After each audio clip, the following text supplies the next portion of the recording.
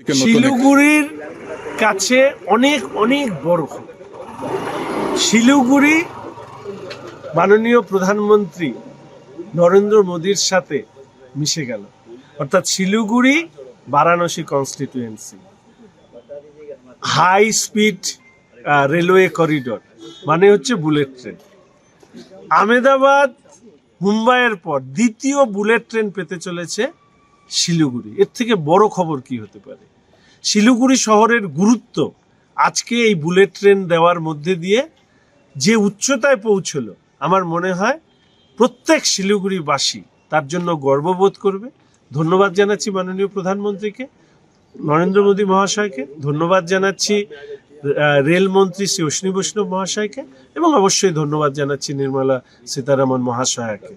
এবং এর সাথে সাথে অনেকগুলো বিষয় রয়েছে যেগুলো নিয়ে আমরা বলবো। ট্যুরিজম, ক্যান্সার সহ বিভিন্ন দুরারোগ্য রোগের ওষুধের দাম কমানো থেকে শুরু করে যে বিষয়গুলো সামনে আসছে, বন্ধ ফ্যাক্টরি খুলবার ক্ষেত্রে বেশ কিছু স্কিম এসছে। তবে উই আর সো হ্যাপি, কয়েকদিন আগেই 5টা ট্রেন বিভিন্ন প্রান্তে ভারতবর্ষের, বন্দে ভারতের স্লিপার ট্রেন আর এবার বুলেট ট্রেন। আমার মনে হয় পশ্চিমবঙ্গের মানুষ, উত্তরবঙ্গের মানুষ, কেন্দ্রের সরকার যেভাবে ইস্টার্ন ইন্ডিয়ার প্রতি নজর দিচ্ছে সেটা এর থেকে প্রমাণিত। সামনে বিধানসভা চুনাव, এটার কি প্রভাব দেখবেন? দেখুন, আমি বারবার করে একটা কথা বলেছি, মাননীয় মেয়র গৌতম দেব মহাশয় তিনি কোথায় যেন একটা দেখলাম খবরে বলছে আমাকে না জেতালে উন্নয়ন হবে না। আর আমাদের মাননীয় প্রধানমন্ত্রী এবং আমার দেশের সরকারের লক্ষ্য হচ্ছে আমার দলের রাজ্যের সরকার থাকুক বা না থাকুক, উন্নয়ন আমাকে করতে হবে। তার ফলে আজকে এই ট্রেন দেওয়া হয়েছে। উনি তো এটা বলেননি যে পশ্চিমবঙ্গে আমাদের সরকার নাই তাই উন্নয়ন হবে না।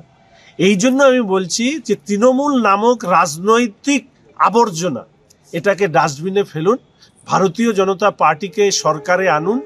কেন্দ্র এবং রাজ্য ডাবল ইঞ্জিনের সরকার, স্বাধীনতার পরে উত্তরবঙ্গের যে উন্নয়ন দেখেনি সেই উন্নয়ন করে দেখাবো, নাহলে রাজনীতি ছেড়ে দেবো। আজকে আমাদের কেন্দ্রীয় ইউনিয়ন মিনিস্টার নির্মলা সীতারামন দ্বারা আমাদের পার্লামেন্টে ইউনিয়ন বাজেট 2026-27 এখানে পেশ করা হয়। সেটা আমাদের কাছে একটা বড় অ্যাচিভমেন্ট যে আমাদের কেন্দ্রীয় সরকার যে বাজেট, যেখানে আমাদের মোদিজি যেটা বলছিলেন বিকশিত ভারত এবং আত্মনির্ভর ভারত, সেটাকে গুরুত্ব দিয়ে আমাদের এই বাজেট যদি আমরা পর্যালোচনা করি তা আমরা অনুরূপ আমরা দেখতে পারব। এবং যে বিকশিত ভারত এবং আত্মনির্ভর ভারতের কথা বারবার বলা হচ্ছে, সেটাকেই প্রাধান্য দিয়ে আমাদের এই বাজেট সেখানে পেশ করেছেন নির্মলা সীতারামন। এবং আমি ধন্যবাদ জানাই আমাদের দেশের যশস্বী প্রধানমন্ত্রী নরেন্দ্র মোদীজিকে, এবং ধন্যবাদ জানাই আমাদের দেশের অর্থমন্ত্রী নির্মলা সীতারামনজিকে।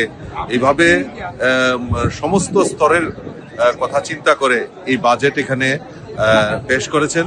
এবং এটি আমি মনে করি, বিশ্বাস করি যে সমাজের প্রত্যেকটা অংশের মানুষের জন্য যে অংশীদারিত্ব, যেটা বারবার মোদীজি বলছেন, তা বাস্তবের রূপ নেওয়ার একটা প্রয়াস হচ্ছে। এবং যার মধ্যে সবচেয়ে বড় জিনিস সেটা হলো শিক্ষা ক্ষেত্রে, স্বাস্থ্য ক্ষেত্রে একটা আমূল পরিবর্তন। যে মৌলিক চাহিদাগুলি, যেটা বারবার মোদীজি বলছেন যে আমাদের এই শিক্ষা নীতিকে পরিবর্তন দরকার এবং শিক্ষার ক্ষেত্রে আমাদেরকে আরো বেশি করে বিনিয়োগ করা দরকার।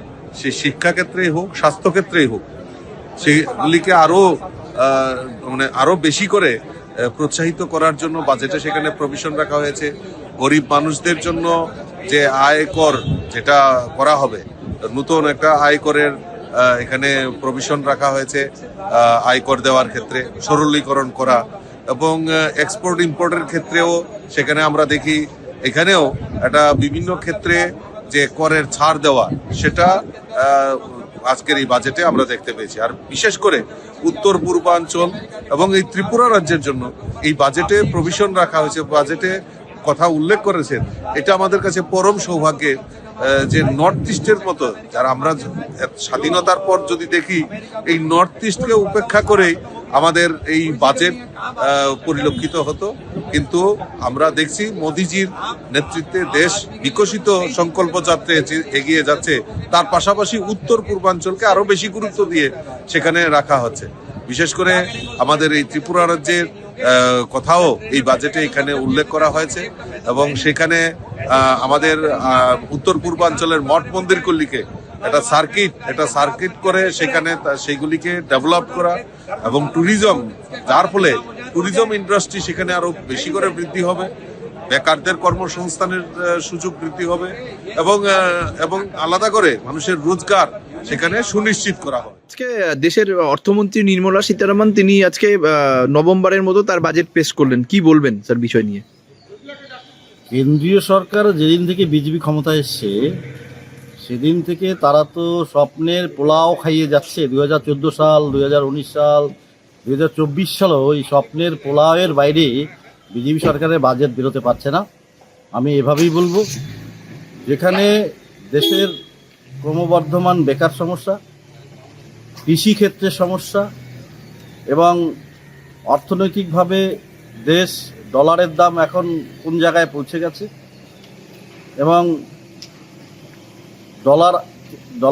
ডলারের দাম কমানোর ইঙ্গিত এই বাজেটে নেই। কৃষিক্ষেত্রে উন্নয়নের কোনো এই বাজেটে ভূমিকা নেই। এই বাজেটে কোনোভাবেই দ্রব্যমূল্য বৃদ্ধি নিয়ে একটি কথাও নেই।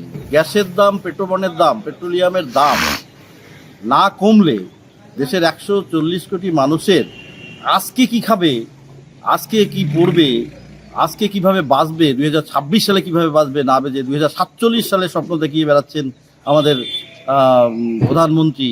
2047 সালকে নিয়ে আমরা